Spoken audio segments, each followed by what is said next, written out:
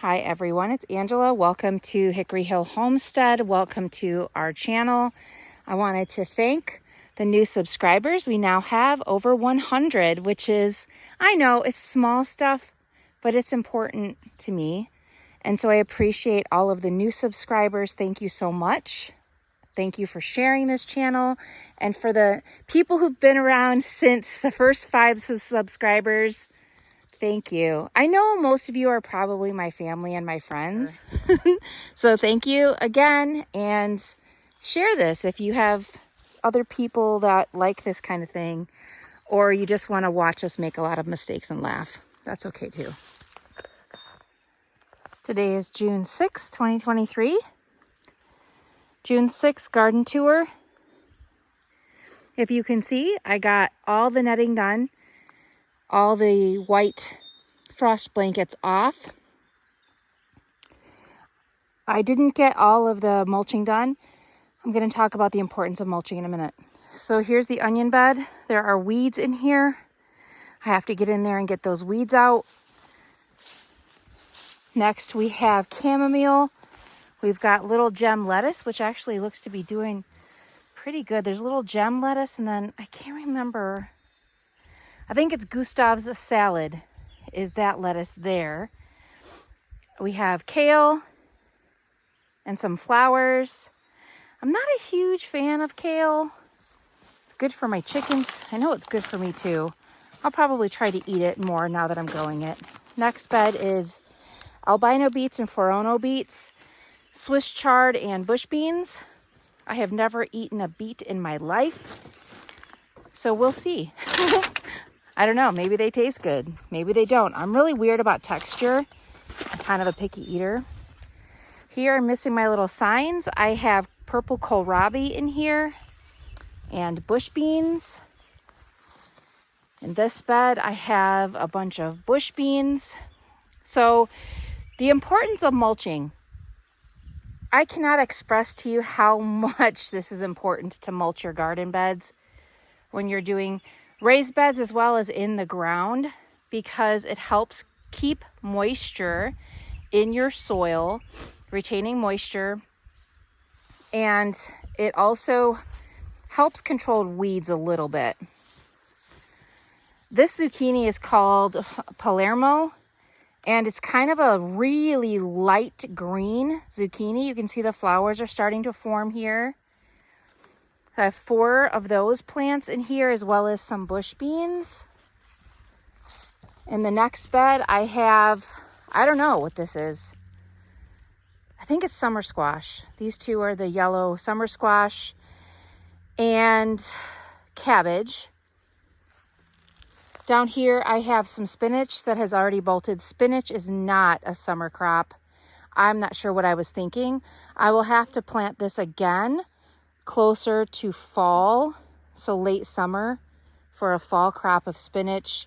And then I have romaine lettuce. Now this lettuce was eaten by an animal before I had my netting and protection up, but as you can see, it's coming back. That's the great thing about growing lettuce, is that you can cut it off and it keeps growing. Although it is a bit hot for lettuce, again, I'll replant that closer to fall. In this bed, I have rhubarb, 3 rhubarb plants. They do better in the ground, but I don't really have a place to put them right now since I don't have this ground weed barriered or anything. Oh, I need another clip here. I need to clip that real quick. Over here, I have Chinese cabbage, which is also a cool weather crop. It's bolting. Bolting means that it's gone to flower, and then it's not really edible. You can save the seeds once it goes to flower, okay? But that's about it. And then here I have borage. Borage is really good for all kinds of stuff. You can look that up. This big bed, I have tomatoes that are looking very sad. I think it's because they need more water. I'm not positive. I mean, this bed should have enough organic matter in it with the compost and manure that I've added. So I'm hesitant to add fertilizer until I learn a little bit more. This bed has asparagus. You see one little tiny asparagus shoot. coming up right here. Over here, I have 4 tomato plants that are doing really well. This is one of the beds that I put the horse manure in. And you can see the plants are really happy.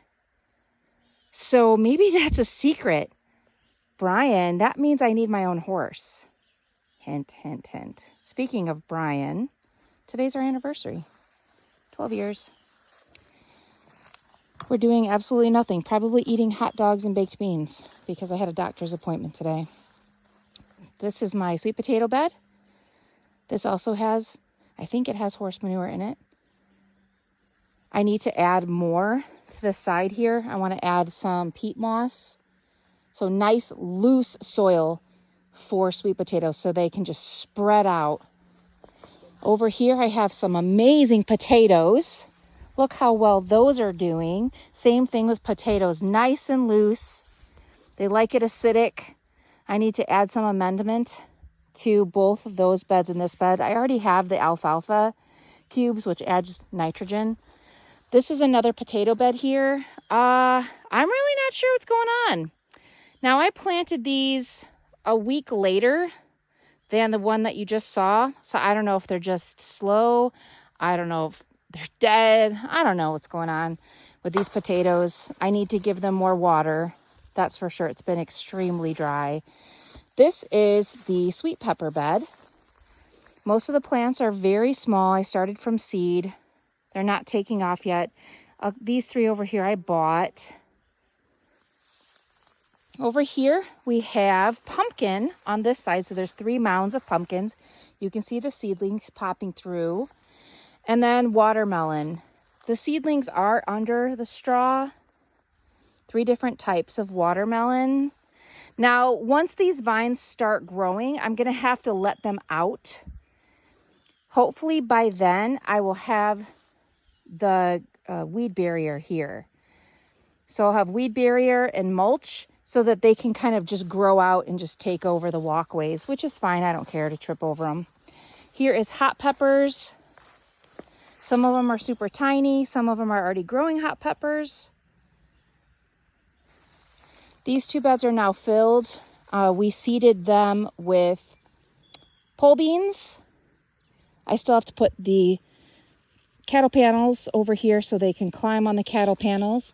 These 2 beds, this one has, what does it have?